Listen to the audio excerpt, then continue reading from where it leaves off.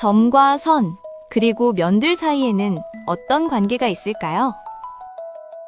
점선면은 도형을 이루는 가장 기본적인 요소입니다. 점 하나를 찍으면 세상이 시작되는 느낌이 들죠. 그 점이 조금만 움직이면 선이 남고, 선이 다시 움직이면 면이 펼쳐집니다. 반대로 생각해도 같습니다.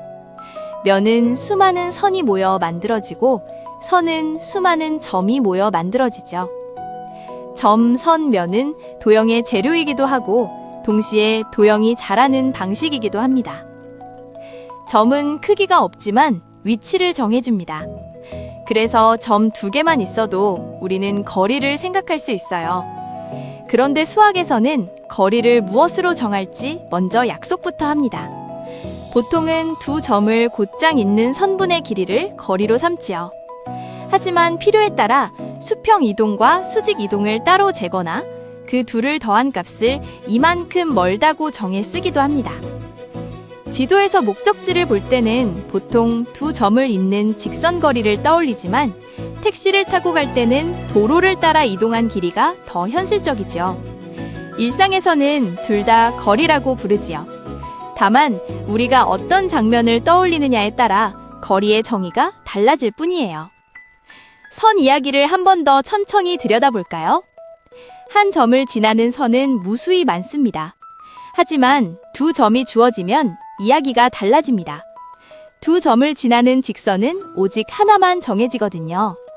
3점이 있을 때는 경우가 갈립니다.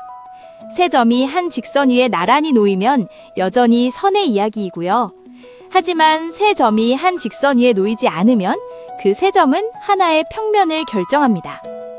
점이 더 늘어나면서 선의 세계에서 면의 세계로 넘어가게 되지요.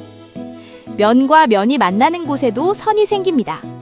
평면과 평면이 만나면 직선이 생기고 곡면과 평면 또는 곡면끼리 만나면 곡선이 생깁니다. 3개의 면이 동시에 만나는 곳에서는 하나의 점이 만들어집니다. 직육면체 상자를 떠올려 보세요. 2면이 만나는 곳은 모서리, 3면이 만나는 곳은 꼭지점이지요. 이 역시 점, 선, 면이 서로를 만들어내는 한 장면입니다. 이제 만나는 방식을 정리해 보겠습니다. 점과 직선이 하나씩 있을 때 점은 직선 위에 있거나 직선 밖에 있습니다. 점과 평면이 있을 때도 마찬가지로 점은 평면에 포함되거나 평면 밖에 놓입니다. 평면 위의 2 직선은 겹치거나 한 점에서 만나거나 끝내 만나지 않기도 하지요. 그런데 공간으로 나오면 한 가지가 더 생깁니다. 서로 평행하지도 않은데 만나지 않는 2 직선이 있어요. 이걸 꼬인 위치라고 부릅니다. 직선과 평면의 관계도 정리할 수 있습니다. 직선이 평면을 뚫고 지나가면 한 점에서 만나고 직선이 평면 위에 놓이면 그 면에 포함되지요. 어느 쪽에도 닿지 않으면 우리는 평행이라고 말합니다. 공간의 2 평면은 서로 평행하거나 만나서 한 직선을 만들기도 합니다. 그리고 3개의 평면이 만나면 다시 점이 됩니다.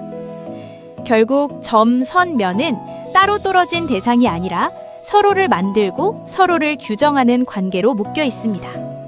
마지막으로 입체와 평면이 만나는 장면을 생각해 볼까요? 입체를 평면으로 가로지르면 그 만남의 흔적으로 단면이 생깁니다.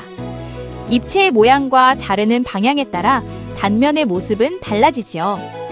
정육면체는 자르는 방식에 따라 삼각형, 사각형, 오각형, 육각형 단면까지 만들어집니다. 하지만 공 모양의 구는 다릅니다. 어느 방향에서 잘라도 언제나 같은 원이 나타납니다. 모양은 달라져도 관계는 그대로 남는 경우입니다. 점, 선, 면은 정의로 외우는 대상이 아니라 서로를 통해 드러나는 관계의 언어입니다.